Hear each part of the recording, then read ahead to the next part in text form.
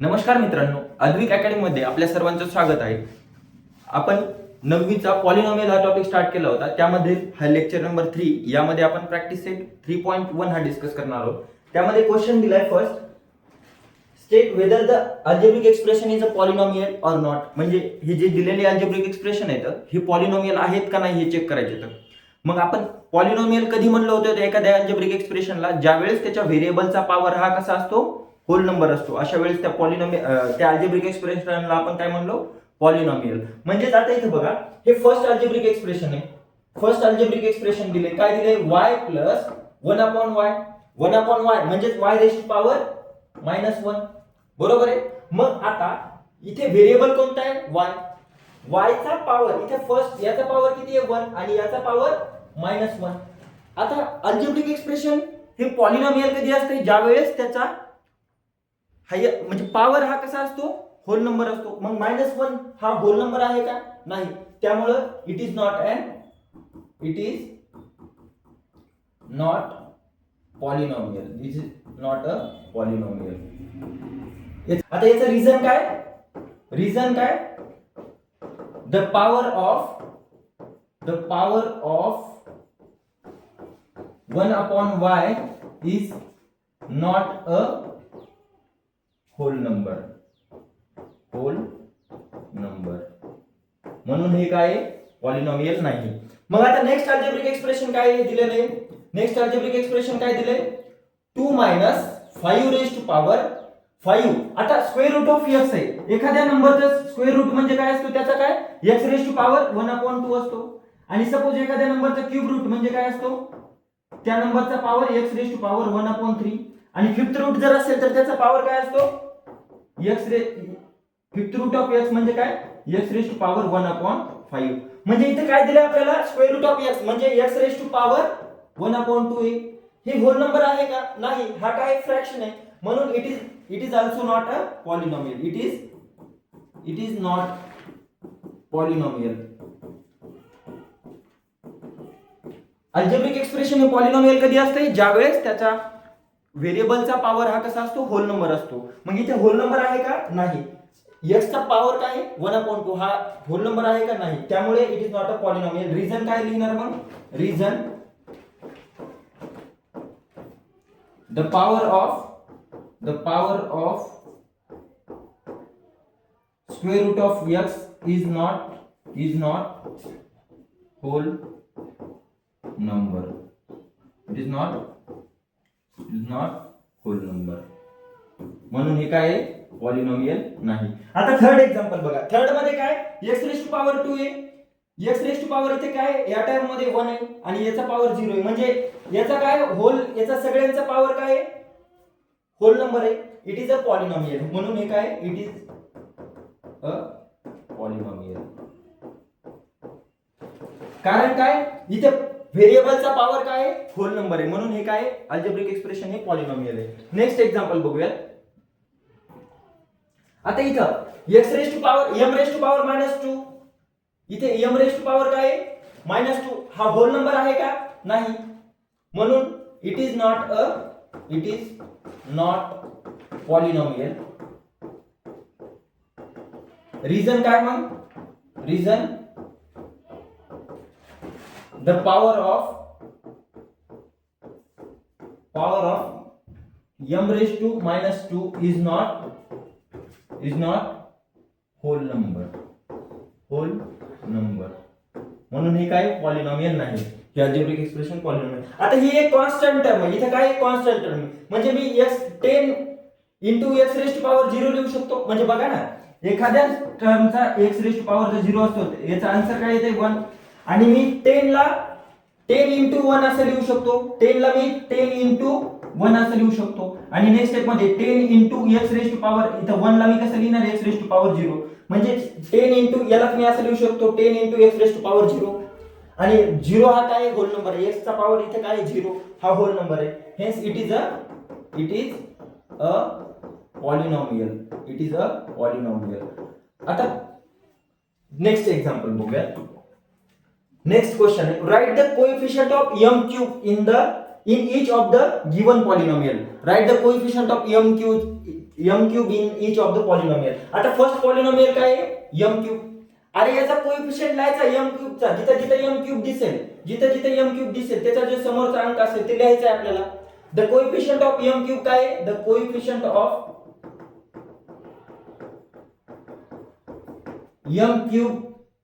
m cube is काय इथं काहीच नाही, म्हणजे इथे काय मल्टिप्लाय बाय 1, याचं कोएफिशिएंट किती आहे 1. आता नेक्स्ट यामध्ये m क्यूब किती कुठे दिसतंय? पहिलं कॉन्स्टंट टर्म आहे, दुसरे m आहे आणि m क्यूब म्हणजे हा. इथं कोएफिशिएंट ऑफ आपल्याला काय करायचं m क्यूबचा कोएफिशिएंट लिहायचंय. मग m क्यूबचा कोएफिशिएंट काय आहे? इथं समोर अंक कोणता आहे? -√3. मग the coefficient of m cube is the coefficient of m cube is काय आहे इथं -√3. त्यानंतर नेक्स्ट एक्झाम्पल यामध्ये बघा कोएफिशिएंट काय आहे m क्यूबचा कोएफिशिएंट. m क्यूब कुठे दिसतंय हे वाला. याचा कोएफिशिएंट काय आहे -2/3. The coefficient of m cube काय आहे इथं? मग the coefficient of m cube is काय दिला इथं -2/3. आता नेक्स्ट क्वेश्चन बघूयात.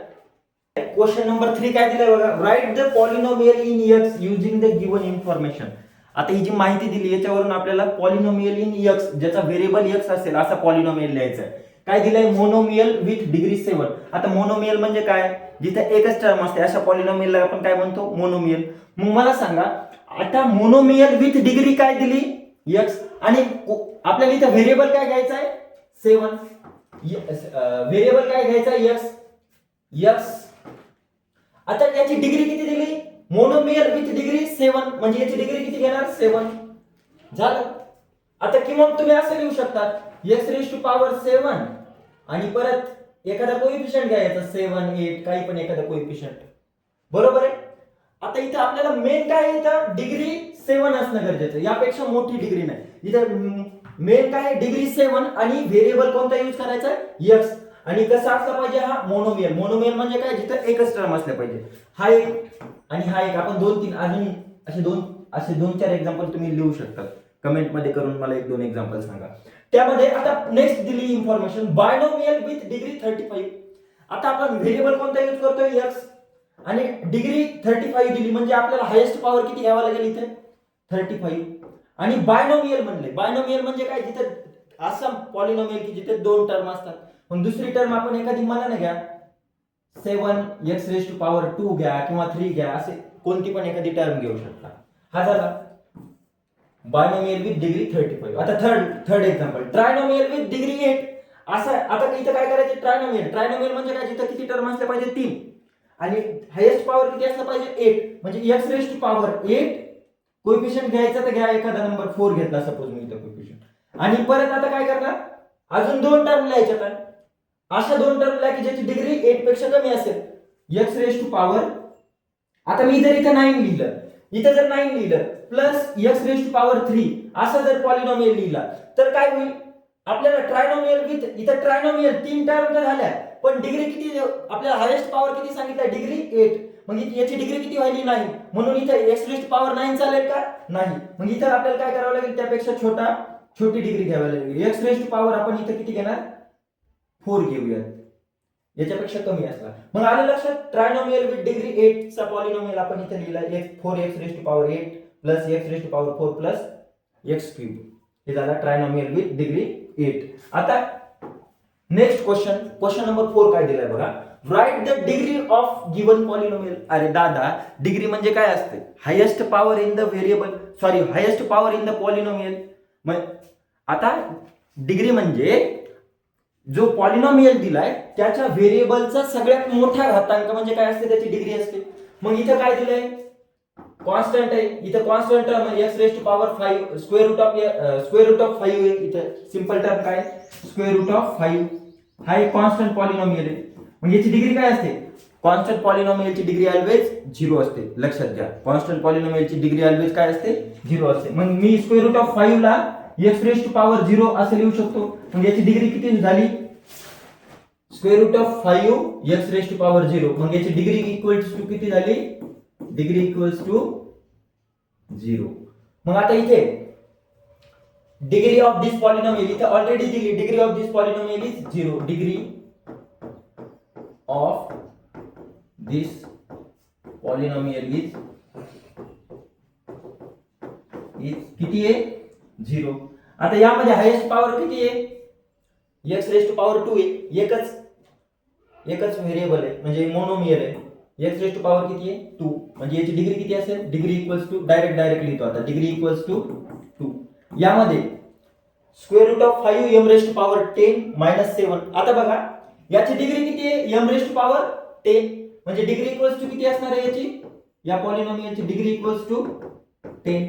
आता फिफ्थ एक्झाम्पल मध्ये काय दिले p 2p minus square root of 7. इथं व्हेरिएबल कोणता आहे p याचा हायेस्ट पॉवर किती आहे 1 मग डिग्री इक्वल्स टू इथे किती असेल या पॉलिनॉमियल मध्ये डिग्री इक्वल्स टू 1. आता इथे बघा यामध्ये व्हेरिएबल कोणता आहे y किती टर्म येतात 3 टर्म येतात. यामध्ये फर्स्ट टर्म कोणती आहे यामध्ये याचा पॉवर किती आहे 1 याचा 3 आणि याचा 5. याचा सर्वात मोठा पॉवर कोणता आहे 5 मग डिग्री इक्वल्स टू किती असेल इथं डिग्री इक्वल्स टू 5. आता बघा हे पॉलिनॉमियल इन सिंगल व्हेरिएबल होते पण आता इथं काय 1 2 3 इथं किती व्हेरिएबल आहेत तर 3 व्हेरिएबल आलेले आहेत. मग जर मोर दॅन 1 व्हेरिएबल असेल तर जे व्हेरिएबल आहेत प्रत्येकाचा पॉवर इथं काय करणार आपण प्रत्येक टर्म मध्ये ऍड करत जाणार. म्हणजे इथं काय याचा पॉवर कसा येईल x रेज टू पॉवर काय पहिल्याचा x प्लस y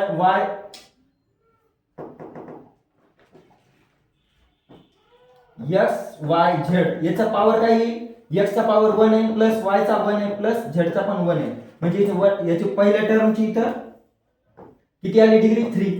दुसऱ्या टर्म बघा x y x चा पॉवर किती आहे 1 plus 1 which is equals to 2. यामध्ये हायेस्ट पॉवर कोणता आहे 3 मग याची डिग्री किती असेल डिग्री इक्वल्स टू 3. मग आता यामध्ये बघा या 8 नंबरच्या एक्झाम्पल मध्ये बघा m cube n raise to power 7 ही एक टर्म आहे. या टर्म मध्ये पहिल्या m चा पॉवर किती आहे 3 आणि n चा plus 7 which is equals to 10. आणि मग नेक्स्ट पहिल्या टर्मची डिग्री किती भेटली आपल्याला इथं 10 त्याच्या डिग्री म्हणजे पॉवर डिग्री नाही म्हणू शकत आपण ह्या पॉलिनॉमियलची डिग्री काढतोय ना. मग इथं यामध्ये बघा 3m raise to power 5n म्हणजे इथं याचा पॉवर किती 5 plus 1 which is equals to 6 आणि इथे 1 प्लस 1 म्हणजे किती डायरेक्ट लिहितो 2. मग यामध्ये सर्वात मोठा पॉवर कोणता भेटतोय आपल्याला 10 मग याची डिग्री किती येईल 10 डिग्री इक्वल्स टू 10. आता नेक्स्ट एक्झाम्पल बघूया. यामध्ये classify the given polynomial as linear quadratic and cubic polynomial. काय दिले हे जे एक्झाम्पल दिले त्याला आपल्याला लिनियर क्यूबिक आणि क्वाड्रॅटिक पॉलिनॉमियल मध्ये क्लासिफाय करायचं आहे. मग लिनियर पॉलिनॉमियल कोणता पॉलिनॉमियल असतो असा पॉलिनॉमियल की ज्याची डिग्री इक्वल्स टू 1 असेल तर त्याला काय म्हणतो आपण लिनियर पॉलिनॉमियल. क्वाड्रॅटिक पॉलिनॉमियल कोणता असतो असा पॉलिनॉमियल की ज्याची डिग्री इक्वल्स टू 2 असेल तर त्याला काय म्हणतो क्वाड्रॅटिक. आणि क्यूबिक पॉलिनॉमियल म्हणजे काय असा पॉलिनॉमियल की ज्याची डिग्री इक्वल्स टू 3 असेल त्याला आपण क्यूबिक पॉलिनॉमियल म्हणतो. मग फर्स्ट एक्झाम्पल बघा काय दिले.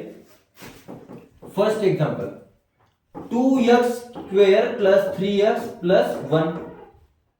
यामध्ये डिग्री इक्वल्स टू किती आहे डिग्री इक्वल्स टू किती आहे 2 डिग्री इक्वल्स टू 2 म्हणजे कोणता पॉलिनॉमियल झाला डिग्री इक्वल्स टू 2 असेल तर हा quadratic polynomial.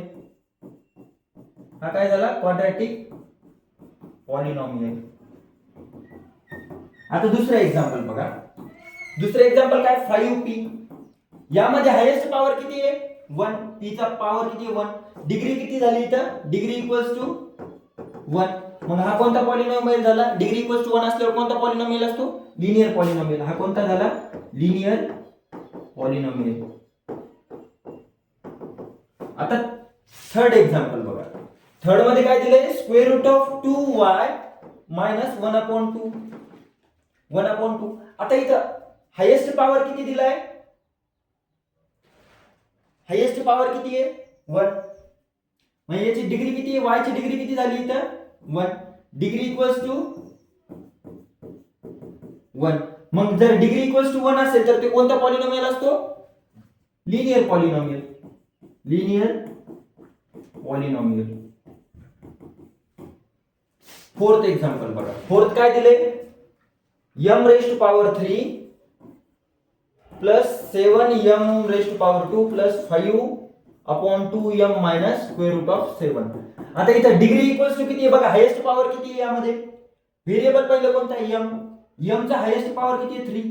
Degree equals to किती झाली इथं, डिग्री इक्वल्स टू 3. मग हा कोणता पॉलिनॉमियल झाला, जर डिग्री इक्वल्स टू 3 असेल तर तो कोणत्या टाइपचा पॉलिनॉमियल असतो, क्यूबिक पॉलिनॉमियल. तो कोणता पॉलिनॉमियल असतो, क्यूबिक पॉलिनॉमियल. आणि फिफ्थ एक्झाम्पल, फिफ्थ मध्ये काय दिले, ए स्क्वेअर. इथे डिग्री किती आहे, व्हेरिएबलचा हायेस्ट पॉवर किती आहे 2. डिग्री इक्वल्स टू किती आहे, मग हे कोणता एक्झाम, डिग्री जर 2 असेल तर तो कोणता पॉलिनॉमियल असतो, क्वाड्रॅटिक पॉलिनॉमियल असतो. कोणता पॉलिनॉमियल असतो, क्वाड्रॅटिक पॉलिनॉमियल. आता लास्ट सिक्स्थ, डिग्री किती आहे 3, मग कोणता पॉलिनॉमियल झाला, cubic polynomial. 3r cube. Degree equals to 3. हा कोणता पॉलिनॉमियल झाला, क्यूबिक पॉलिनॉमियल. आता नेक्स्ट क्वेश्चन नंबर 6 काय दिले, write the polynomial in standard form. Standard form मध्ये पॉलिनॉमियल लिहायचा म्हणजे जो व्हेरिएबल आहे त्याचे जे पॉवर आहे, डिग्री इथं याचा पॉवर किती आहे 3, याला डिसेंडिंग ऑर्डरनं लिहायचं. याला डिसेंडिंग ऑर्डरनं लिहायचं म्हणजे काय झाला, तो त्याचा स्टँडर्ड फॉर्म झाला. मग बघा डिसेंडिंग ऑर्डरनं कसं लिहिता येईल, इथं हायेस्ट पॉवर किती आहे, standard form is equals to काय, standard form is equal to m raise to power, highest power बघा पहिल्यांदा कोणता आहे 3, m raise to power 3.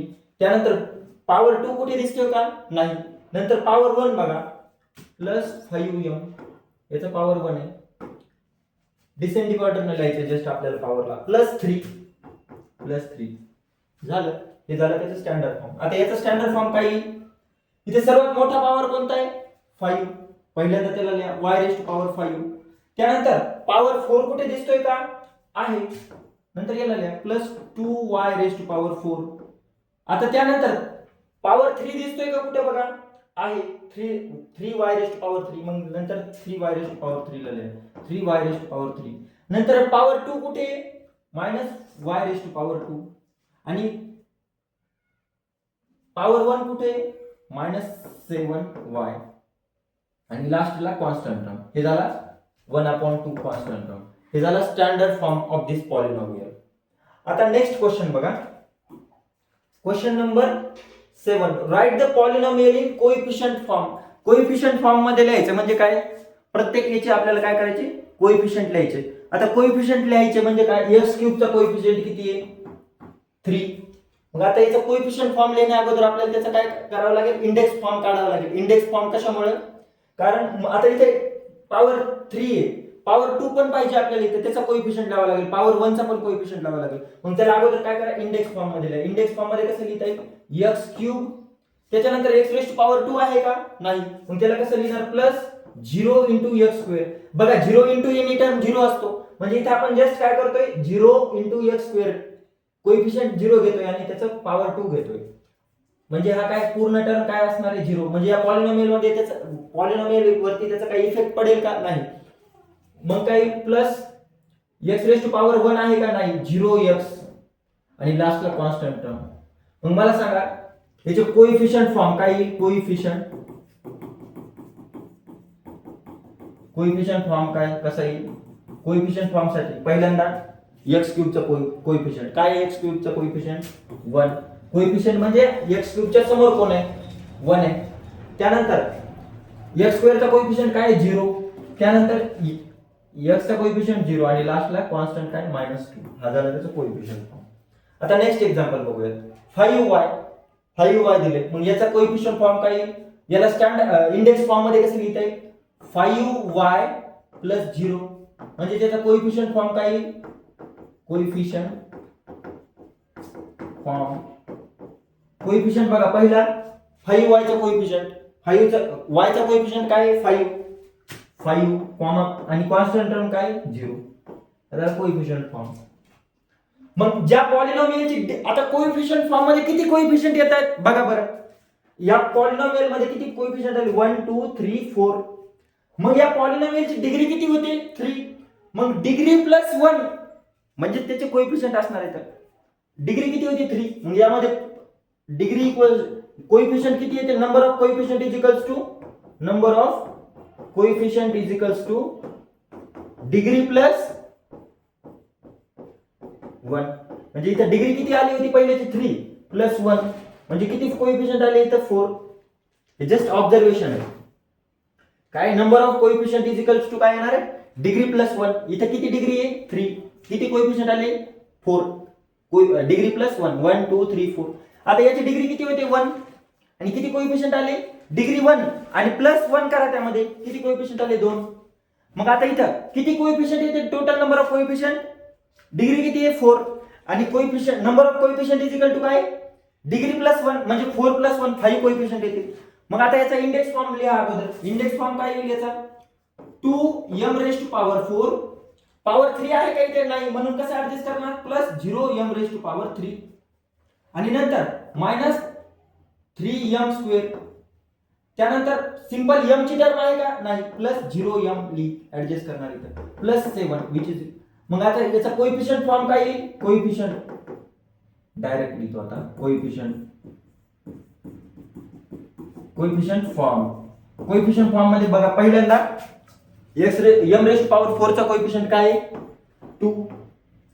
Power 3 चा कोएफिशिएंट काय 0. नंतर पॉवर 2 चा -3. नंतर पॉवर 1 चा 0 आणि लास्टला कॉन्स्टंट टर्म किती 7. इथे नंबर ऑफ कोएफिशिएंट किती आले डिग्री किती आहे 4 आणि नंबर ऑफ कोएफिशिएंट म्हणजे काय डिग्री प्लस 1 किती येणार 5 कोएफिशिएंट बघा आले का 1 2 3 4 5 आले. मग आता लास्ट याचा कोएफिशिएंट पहा इथे सिंपल कॉन्स्टंट टर्म आहे. मग याचा कोएफिशिएंट काय असेल -2/3. याचा कोएफिशिएंट फॉर्म काय असेल coefficient form is equals to -2/3 coefficient x raise to power 0 चा कोएफिशिएंट. आलं लक्षात. त्यानंतर आता नेक्स्ट क्वेश्चन बघूया. Write the polynomial in standard form. आता काय करायचंय याला स्टँडर्ड फॉर्म मध्ये लिहायचंय. स्टँडर्ड फॉर्म मध्ये कसं लिहिणार बघा. आता आपण मागच्या याच्यामध्ये बघितलं होतं number of coefficient is equal to degree plus 1. तर मग डिग्री इज इक्वल्स टू काय degree equals to number of coefficient